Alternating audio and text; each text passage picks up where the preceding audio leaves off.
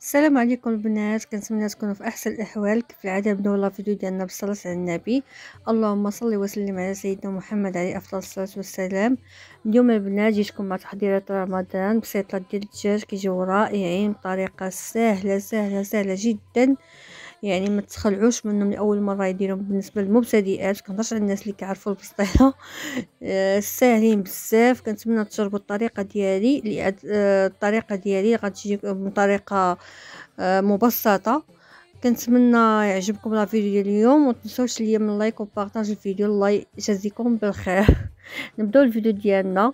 غندير دجاجه ونص اللي كانوا عندي، غسلتهم مزيان بطبيعه الحال بالحامض والسكينجبير، وكديرهم في الفريكو. كنفضل الدجاج مكنبغيش نجي نخدم به نفس النهار، كنبغي نديرو في الفريكو من الاحسن.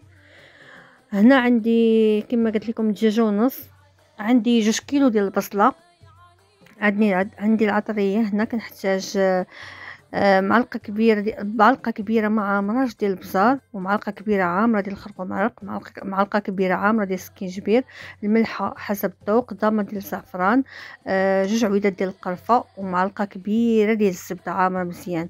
وهنا درت الزعفران الحر، رقدته في حد شويه ديال الماء دافي. اللي ما عندها زعفران الحر ماشي ضروري، عوض ديك الدويمه وحده دير 2 دويمات ديال الزعفران. صافي بحال هكا. دابا كنخلط هاد المكونات مع داك الماء ديال الزعفران وكنرقد هاد الدجاج. من الاحسن اللي كان عندكم البنات الوقت، من الاحسن قد ما بقى مرقد مزيان. بغيتو ترقدوه في الليل والغد اللي على تنصبو او ساعه او ساعتين. المهم انا رقدته واحد الساعه، عاد درتو عاد غنصبو. هنا قبيطه ديال المعدنوس ما قلتهاش ليكم، معدنوس مقطع، وعاد غادي نكمل معكم شنو غندير. هنا كندير معلقه ديال كبيره ديال الزبده، البنات كتعطي واحد النكهه زوينه في البسطيله. هنا غندير تقريبا نص كاس ديال الزيت عادي، وشي كميه قليله من البصله ونشحروها مزيان. هي اللي غادي نديرو في داك الدجاج يتعسل لينا واحد شويه، ما نديرش البصله كامله كلشي في دقه واحده. هنا بما دابت ديك الزبيده مع البصله، وغنستف الدجاج ديالي ونخليه يتقلى مزيان، وندير جعويدات ديال القرفه.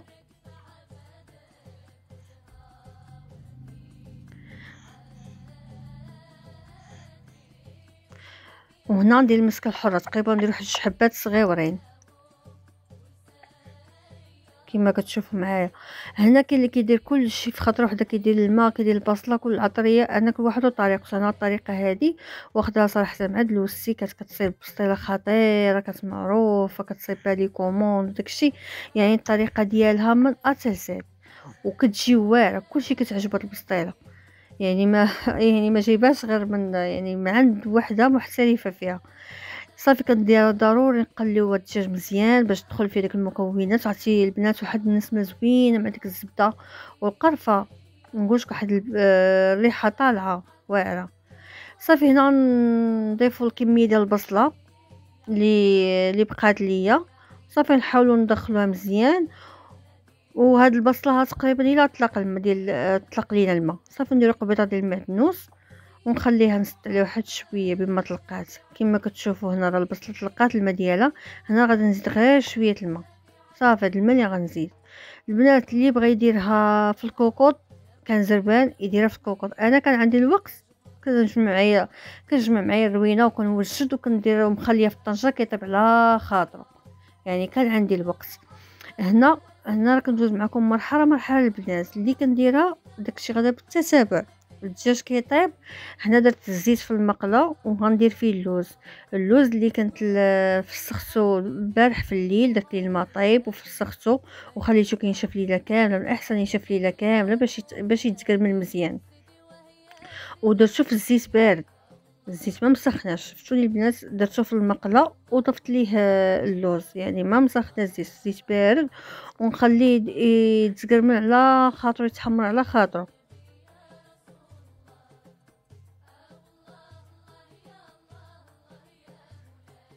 ديما نبقاو نحركوه فيه، ما نغفلوش عليه البنات. ملي نكونوا دايرين اللوز ما نغفلوش عليه دغيا كيتحمر البنات.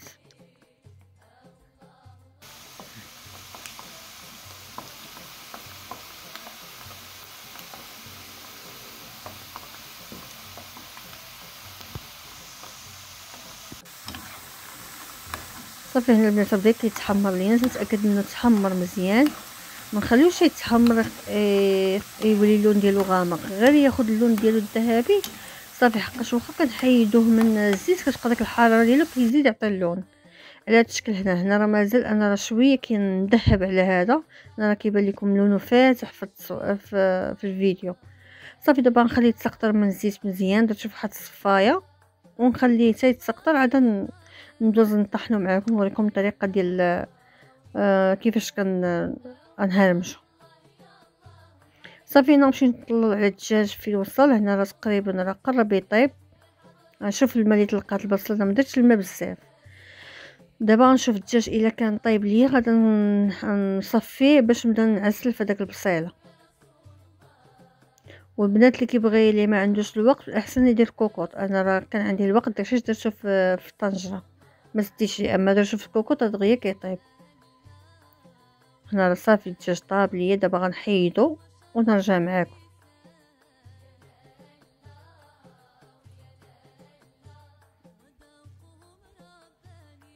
ضروري البنات نحيدو نديرو في الشبكه باش يتصفى لينا.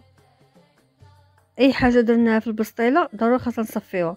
هنا نزيد واحد المعلقه صغيره عامره مزيان ديال القرفه، وتقريبا شي كاس لاروب ديال سنيده، ومعلقه صغيره ديال الزبده او جوج معالق صغار ديال او معلقه كبيره ديال الزبده اللي كتعطيكم متوفره، راه كتعطي البنات واحد النكهه زوينه. وباقي البنات غنزيد معدنوس مقطع، ولكن ما نزيدوش دابا، احسن نبغي نضيف البيض. انا دابا راه خليت داكشي عاوتاني كيتغسل وزيد اللوز. هنا اللوز غنهرمشو بهاد الطريقه هادي، ما نطحنوش مزيان بحال معلق، وما نخليش غليظ، يعني بين وبين مهرمش ولكن رقيق. هنا غنعاود نطحنو.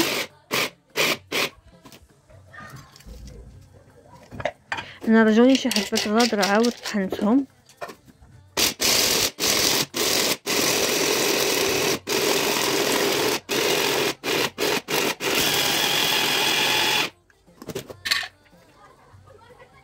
على هاد الشكل، هاد الشكل جا مزيان. على هاد الطريقه هادي اللي جاتكم شي حاجه غليظه عاودوا طحنوها ماشي مشكل. هنا عندي الكميه ديال اللوز ما قلتهاش لكم، نسيت، عندي 500 غرام ديال اللوز، يعني نص كيلو ديال اللوز اللي احتاجيت في هاد البسطيله ديال الدجاج. صافي هنا باقا البسطه كتعسل ليا. هنا دزت الدجاج كنفرتو على الطريقه هذه، كنفرتو بما برد لينيش كنشوف الحاجه اللي خاصها تحيد، بحال العريقات الصغار، بحال شي جليده، بحال ضروري خاصني نحيد داكشي. نقي الدجاج مزيان، انا كنفرتوش كنقيه من العظومه، من اي حاجه اللي غير صالحه للاكل كنحيدها.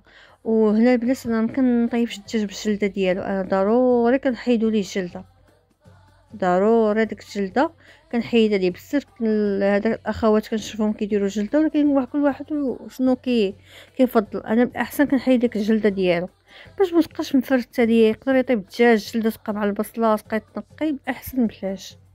صافي هنا نفرتو مزيان مزيان مزيان، ونخليه عاوتاني نسرحو في الطبسيل يبرد. هنا غندوز البصله ونشوف واش بدات كتعسل. البنات هنا بدات كتعسل، دابا نبقى نعسل فيها مزيان حتى تنشف من داك الماء اللي كتشوفوا فيه، حتى يولي يبان ليا غير الزيت. صافي هو الدجاج شوف الطبسيل، ها هو اللوز واجد، يعني بقات لينا غير البصله والبيض. هنا غندوز نحضر معكم البيض.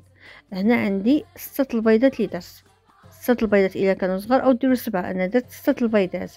غندير فيهم شويه الملحه وغادي نطحنهم بالميكسور. علاش طحنتهم بالميكسور؟ احسن الطريقه، ما ديروش كل حبه بوحدها.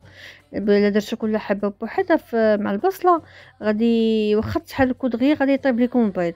من الاحسن طحنوه في الميكسور بحال هكا بالطريقه هذه باش يسهل عليكم العمليه. والمعدنوس مقطع غنضيفو ملي غنضيف البيض على البصله. هانتوما تشوفوا معايا كلشي في هذا الفيديو، يعني انا كنحاول نبسط لكم، يعني الطريقه مبسطه وكيجيو بسيطلات ما نقولش لكم كي دايرين. هاد الطريقه يا اما ديروها في بسيطله كبيره او في بسيطله صغيره. ان شاء الله المره الجايه غادي نشارك معكم بسيطله ديال الدجاج كبيره ديال العراده. صافي كنطحن على الطريقه هذه ونمشي نرجع نشوف البصله ديالي الا تعسلات مزيان، عاد غنضيف البيض.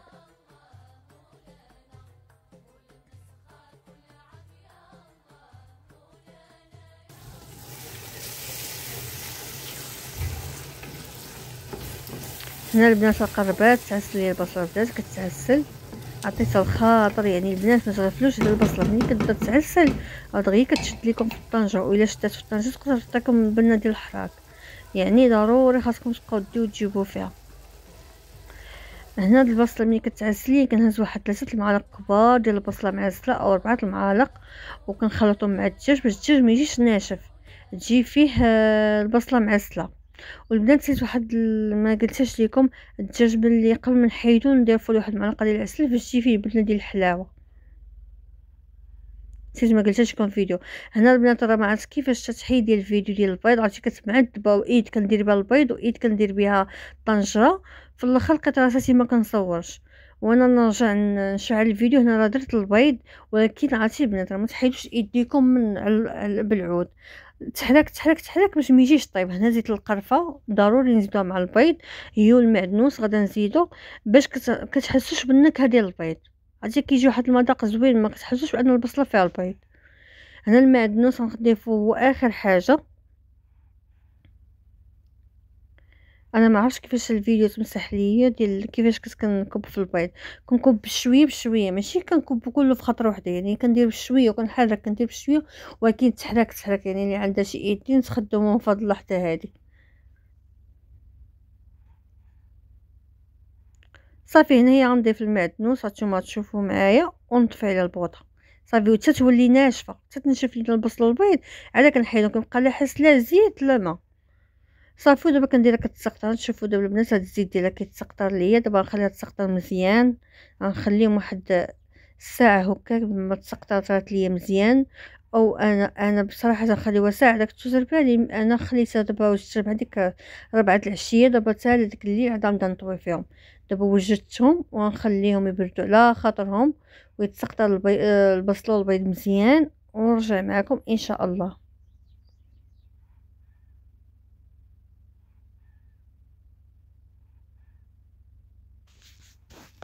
هنا البنات رجعت معاكم، وانا خديت اللوز درت ليه معلقه صغيره ديال القرفه وتقريبا 2 معالق كبار ديال السكر كلاصي. انا مبغيتش نحليه بزاف، يعني 2 معالق كبار حتى 3. المهم نتوما ذوقوا اللوز، بغيتوه حلو ديروه حلو، بغيتوه شويه ناقص نتوما على حسب الحلاوه. هنا غندير معلقه كبيره ديال المزهر، 2 معالق كبار ديال المزهر. وغادا ندير الزيت اللي تسقط ديال البصل والبيض، ندير تقريبا شي 3 المعالق او 2 معالق باش كيجي داك اللوز كتجي فيه واحد البنه زوينه بداك لاصوص اللي كيتسقط من البصل والبيض. وهنا ناخذ واحد 3 الحبات ديال المسكه الحره، وغادا ندقهم مع شويه السكر كلاصي، وغادا نزيدهم. صافي ونخلط اللوز بحال هكا مزيان نوجدو. وغادا نجيب الورقه هنا خديت الورقه كبيره، غنشدها نقطعها على النص على هذا الشكل هذا، ونعاود نقطعها على النص. انا ندير بسيطلات، ميني بسيطلات، ماشي بسيطلات بريستيجي كيكونوا صغار بزاف، ويعني كبار شويه، كبار من بسيطلات بريستيج. يعني نحتاج ورقه نقطعها على النص، ونعاود داك النص نقطعو على النص. يعني وغتشوفوا معايا الطريقه. وغندهنهم هنا غير بالزيت، غنشد وحده على وحده وندهن بالزيت، ندهنهم كاملين ونبدا نخدم. ودار الورقه اللي كتبقى نخدموا بالورقه اللي دهنتها بالزيت، نغطيها بميكا، والورقه الاخرى تبقى لي نغطيها بميكا ضروري حقاش الورقه دغيا كتنشف. وانا راه مازال هنا راه عذباتني الورقه لانني جبتها في الصباح وما خدمت بها حتى الليل. هنا كتشوف كيما شفتوا معايا الطريقه. انا عندي داك المول الغلاقه ديال النوتيلا ولا ديال اي غلاقه عندكم على الشكل هذا، هي اللي كنخدم بها. دابا انا كنديرها نعاود معكم اللقطه ديال كندير ورقه في ورقه، يعني مكنديرش البسطيله كنعمرها كنعاود نخشيها في ورقه اخرى. كندير على الطريقه هذه. كندير اللوز هو الاول كنفرشو، من بعد الدجاج، من بعد البصله، وكنبدا نسد بالدقيق والبيض. ولا جاتكم ورقه كثيره حاولوا تنقصوها، كتجي على هذا الشكل هذا. يعني كندير بحال 2 في 1، يعني هو تخدم مدوبله كندير خدمه واحده في دقه واحده. كنتمنى تبان لكم تكون الطريقه واضحه. انا هاد القياس خرج لي 30 بسطيله، ولا درتو بسيطلات صغار 100 بريستيج كيكونوا صغيورين بزاف يخرجوا لكم اكثر بطبيعه الحال. صافي نبقى غادا على هاد الشكل هذا حتى نكملهم ونرجع معكم. انتم البنات انا راني درت الصف الاولاني وغطيته بالميكا وغندير عاوتاني الصف الفوقاني. صراحه هادو ما نطيبهمش اليوم، غنديرهم في المجمد، ما محتاجاهمش دابا، ولكن غنطيب معكم 4 البسيطلات صغار باش تشوفوهم كيفاش كيجيو. صافي ضروري كنغطيو بواحد البلاستيك حتى كيجمدوا، عاد غادا نجمعهم. غنبقى نكمل الكميه كامله ونرجع معكم. هنا راه قلت لكم خرجت لي 30 بسيطله، وهنا كنوجد معكم حتى الكنافه بعش البلبل، كيجي واحد المنظر رائع بزاف، واحد المذاق خطير خطير خطير ديال الكنافه بالمكسرات، كيجيو فنين البنات. غير ما كانش عندي الوقت كنت بغيت نصورهم معكم، ولكن ما عنديش وقت. كان عندي واحد الكوموند ديال هاد الكنافه وكنت هو درتو معايا في الليل، ولكن ما كانش عندي الوقت باش نصور. صورت لكم لقطات، الا كنتو بغيتو ندير لكم عليهم فيديو قولوا هذه في التعليقات وندير لكم فيديو ديال عش البلبل. كيقولوا لي عش البلبل الاصل ديالها سوري، ولكن البنات راه شي حاجه طوب خطيره في المذاق. صافي البنات هنا راني وجدت بسيطات، قلت لكم 4 بسيطات درتهم كيطيبوا باش نشاركهم معاكم، وغندير تزيين مختلف. غندير لكم 4 اشكالات تزيين مختلف، نتوما اختاروا. هنا عندي الورد، السكر كلاصي، القرفه، اللوز مهرمش. هذاك اللوز لي هرمشتو حيت من واحد شويه ما فيه لا قرفه لا والو. صافي البنات ملي طابو جاو على هذا الشكل هذا، زينت تزيين بسيط، كنتمنى انه يعجبكم.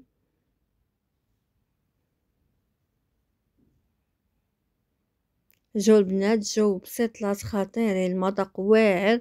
كنتمنى انكم تجربوا الطريقه ديالي وتعجبكم، وتردوا عليا في لي كومونتير وتبارطاجيو مع الاحباب ديالكم، ونتمنى يعجبكم هذا لا فيديو.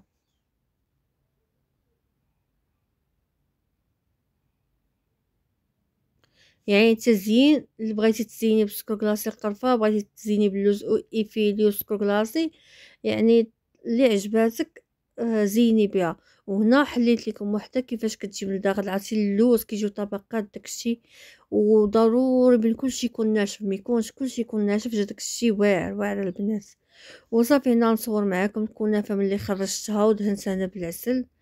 عرفتي البنات صراحه طوب. هاد الكنافه هادي كتجي واعره، اي حاجه صراحه فيها الكنافه كتجي واعره البنات. الا بغيتوا الطريقه خليوها لي في لا فيديو نشاركها معكم ان شاء الله. طريقه هي سهله، غير ما انا ما كانش عندي الوقت وتبازلت وداكشي وما عندي التربيه، التصوير غلبني، داكشي ما صورتهاش معكم. ان شاء الله دابا نصورها معكم. انا نزيد لكم واحد الوحيده تشوفوها كيفاش جات.